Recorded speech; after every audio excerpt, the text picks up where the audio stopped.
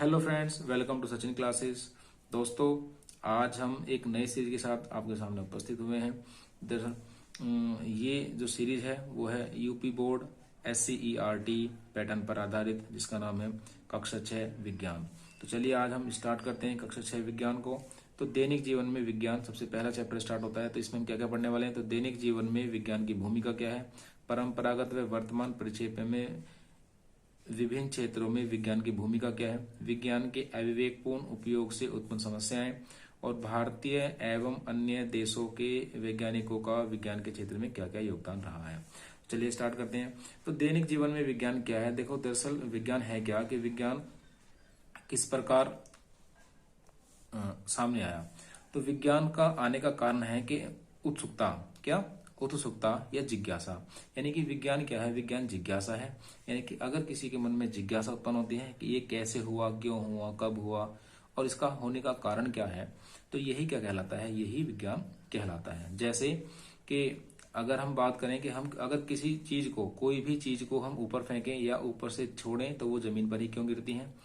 Pressure cooker में खाना जल्दी कैसे बन जाता है, दूध से दही कैसे जम जाता है, और फ्रिज में सामान ठंडा कैसे रहता है, और चिड़िया आकाश में कैसे उड़ जाती हैं। तो ये सारे के सारे प्रश्न जो हैं ये विज्ञान को जन्म देते हैं। ठीक है, क्या करते हैं? विज्ञान को जन्म देते हैं। जैसे ही अभी हमने पूछा कि अगर हम वस्तु को ऊपर की ओर फेंकें या ऊपर से नीचे की ओर फेंकें तो वो जमीन पर ही क्यों गिरती है, तो इसका कारण है गुरुत्वाकर्षण बल। यानी कि सर आइजैक न्यूटन थे जिन्होंने इस पर चर्चा की और उन्होंने एक नियम दिया जिसको कहते हैं गुरुत्वाकर्षण बल। उन्होंने बताया कि गुरुत्वाकर्षण बल के कारण ही वस्तु जमीन पर गिरती है। अब बात आती है तो दैनिक जीवन के क्षेत्र में योगदान कैसे कैसे है, यानी कि दैनिक जीवन में विज्ञान की क्या क्या देन है। तो दैनिक जीवन में विज्ञान की देन है, जैसा कि आप चित्र में देख रहे हैं, तो ये सभी क्या है? दैनिक जीवन में विज्ञान की देन। जैसे रेलगाड़ी, दूरसंचार नियम, बस, कार, ट्रैक्टर, पंखा, टेलीविजन, बल्ब, वायुयान और टेलीफोन, ये सभी क्या है? ये दैनिक जीवन में विज्ञान की देन है। क्यों? क्योंकि देखो, टेलीविजन से हम क्या करते हैं, एक व्यक्ति दूसरे व्यक्ति से आसानी से बात कर सकता है। बल्ब से प्रकाश, घर के अंदर प्रकाश किया जा सकता है। वायुयान से एक स्थान से दूसरे स्थान पर जा सकता है, यानी एक देश से दूसरे देश जा सकता है। पंखे से गर्मी को कम किया जा सकता है। टेलीविजन से मनोरंजन के साधन मनोरंजन कर सकते हैं या देश विदेश की खबरों को आसानी से देख सकते हैं। बस, कार, ट्रैक्टर, यानी कि बस से, कार से हम एक स्थान से दूसरे स्थान तक जा सकते हैं। और ट्रैक्टर ने हमारी कृषि के क्षेत्र में बहुत ही बड़ा योगदान दिया है। ठीक है, तो जैसे अब हम बात करते हैं किसकी, परंपरागत व वर्तमान परिप्रेक्ष्य में विभिन्न क्षेत्रों में विज्ञान की क्या क्या भूमिका रही है, तो इसमें देखते हैं। तो जैसे आप देख सकते हैं कि अगर भोजन के क्षेत्र में पहले हम किन किन चीजों का प्रयोग करते थे, तो पहले भोजन बनाने के लिए मिट्टी के चूल्हे का प्रयोग करते थे, मिट्टी के पारंपरिक बर्तनों का प्रयोग करते थे, धातु से बने निर्मित लोहे का बर्तनों का प्रयोग करते थे जो लोहे के बने होते हैं। लेकिन आज हम गैस के चूल्हे, विद्युत oven, solar cooker, pressure cooker, stainless steel के बर्तन, नॉन स्टिक बर्तन और इंडक्शन चूल्हे का प्रयोग करते हैं। कृषि के क्षेत्र में पहले हल, बैल, कुआं, अरट, गोबर की खाद का प्रयोग करते थे, लेकिन आज ट्रैक्टर, नहरें, ट्यूबवेल, रासायनिक उर्वरक, पोटास, उन्नत बीज आदि कीटनाशक दवाइयों का प्रयोग करते हैं। यातायात के साधन में पहले बैलगाड़ी, तांगा, ऊंट, घोड़ा गाड़ी, खच्चर आदि का प्रयोग करते थे, लेकिन आज हम साइकिल, कार, बस, स्कूटर, रेलगाड़ी, वायुयान और पानी के जहाजों का प्रयोग करते हैं। इसी प्रकार से मनोरंजन के क्षेत्र में पहले हम नाटक देख करके, नौटंकी देख करके, बिरहा, कठपुतली आदि देख करके अपना मनोरंजन करते थे, लेकिन आज जो है रेडियो, टेलीविजन और ट्रांजिस्टर और सिनेमा घर और वीडियो गेम्स और डीवीडी प्लेयर और मोबाइल फोन्स, इंटरनेट आदि के माध्यम से अपने मनोरंजन करते हैं। संचार के क्षेत्र में हम बात करते हैं संदेश वाहक और डाक द्वारा पहले हम संदेश भेजते थे, लेकिन आज टेलीफोन के माध्यम से, मोबाइल के माध्यम से, फैक्स के माध्यम से, ईमेल के माध्यम से, कंप्यूटर के माध्यम से, टेलीग्राम के माध्यम से, इंटरनेट के माध्यम से, मैसेज के माध्यम से आज हम अपने जो है संचार के क्षेत्र में अपने जो मैसेजों को भेज सकते हैं। ऐसे चिकित्सा के क्षेत्र में रोगी की जांच हेतु पहले हम क्या करते थे, तो नाड़ी देखकर, अनुमान लगाकर जो है दवाइयां देते हैं, लेकिन आज मल मूत्र, खून का परीक्षण करके, एक्सरे करके, अल्ट्रासाउंड करके, सीटी स्कैन करके, एंडोस्कोपी करके जो है आसानी से बीमारी को पता लगाते हैं। और उपचार के क्षेत्र हेतु दवाई देने के रूप में जड़ी बूटी, झाग फूंक घरेलू उपचार करते थे। आज हम क्या करते हैं, एंटीबायोटिक दवाइयां देते हैं, एनर्जेटिक दवाई देते हैं। एंटीसेप्टिक दवाइयों के प्रयोग से या शिल्प की क्रिया के द्वारा माध्यम से हम क्या करते हैं, रोगों को जांच करते हैं। इसी प्रकार शिक्षा जो पहले गुरुकुल में विद्यालयों में शिक्षकों द्वारा पारंपरिक ढंग से की जाती थी, लेकिन आज हम किसके द्वारा, इंटरनेट के माध्यम से, दूरसंचार क्षेत्र के माध्यम से छात्रों को राष्ट्रीय व अंतर्राष्ट्रीय स्तर पर योग्य शिक्षा प्रदान करते हैं। अंतरिक्ष के क्षेत्र की अगर हम बात करें तो पहले अंतरिक्ष के क्षेत्र में हम साधारण दूरबीन और वेधशाला का प्रयोग करते थे, लेकिन आज चंद्रयान, रेडार, मंगलयान आदि जैसे क्षेत्र ने हमारे विज्ञान को बहुत बड़ा विस्तार दिया है। रक्षा के क्षेत्र में हम बात करते हैं, पहले भाला, तलवार, तीर धनुष, गदा आदि से हम अपने देश की रक्षा करते थे, अपने आप की रक्षा करते थे, लेकिन आज हम बंदूक, पिस्तौल, तोप, टैंकर, मिसाइल्स, परमाणु बम आदि से अपनी रक्षा करते हैं। अब बताएं वैज्ञानिक खोजों में भारतीय एवं विदेशी वैज्ञानिकों का क्या योगदान रहा है। तो सबसे पहले हम बात करते हैं तो वैज्ञानिक क्षेत्र में प्राचीन भारत में वैज्ञानिक चरक ने जड़ी बूटी के औषधि गुण के द्वारा रोगों के उपचार की विधि का विकास किया तथा सुश्रुत ने शल्य चिकित्सा के क्षेत्र में महत्वपूर्ण योगदान दिया। आर्यभट्ट ने पाई का मान, सिद्धराचार्य वर्ग समीकरण का हल देने वाले प्रथम वैज्ञानिक थे।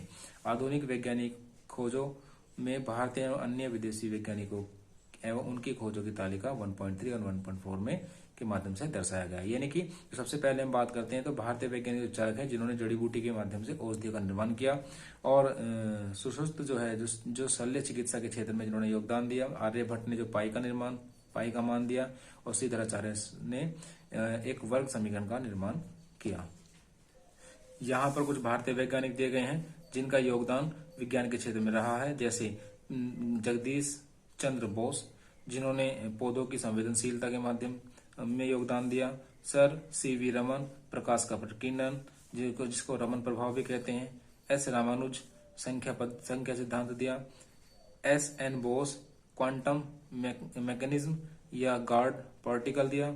और मेघनाथ शाह इन्होंने तापीय आयनीकरण या साझा समीकरण दिया। टी आर शेषेंद्र या ऑर्गेनिक केमिस्ट्री यानी कि औषधीय विज्ञान दिया। होमी जहांगीर बाबा इन्होंने परमाणु या कॉस्मिक विकिरण दिया। और विक्रम साराभाई अंतरिक्ष अनुसंधान के क्षेत्र में इन्होंने योगदान दिया।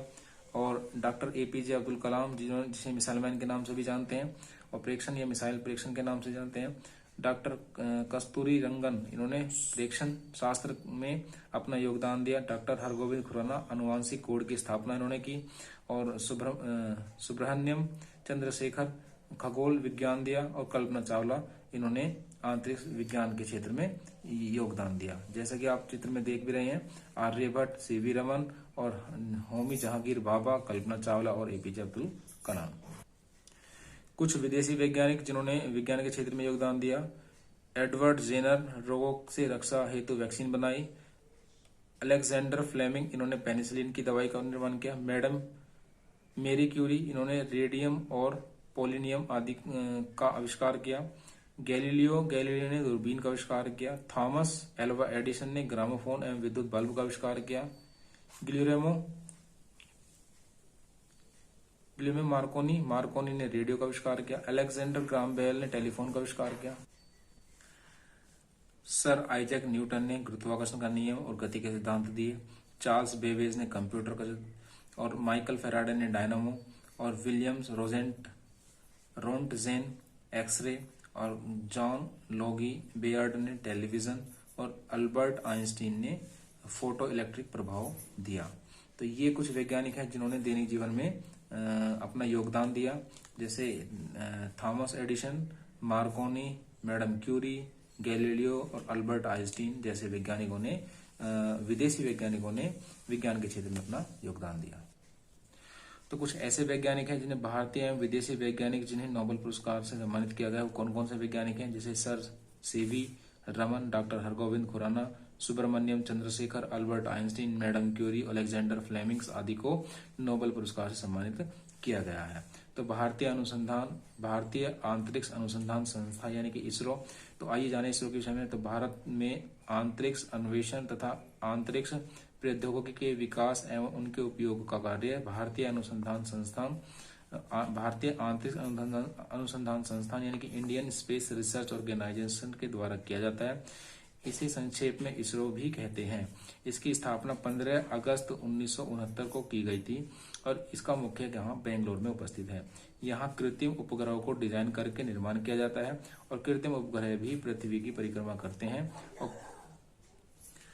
और कृत्रिम उपग्रह अंतरिक्ष में कुछ प्रमुख उद्देश्य के लिए प्रक्षेपित किए जाते हैं, जिन्हें दूरसंचार, मौसम विभाग संबंधी अध्ययन, आपदा प्रबंधन, नौवहन और संप्रीति दूरस्थ शिक्षा संबंधी उपग्रह आदि के लिए प्रयुक्त किए जाते हैं। तो दोस्तों, आज का जो हमारा टॉपिक था दैनिक जीवन में विज्ञान क्या था, इसके विषय में हमने आपको बताने की कोशिश की है।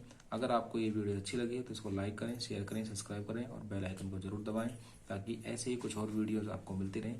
धन्यवाद।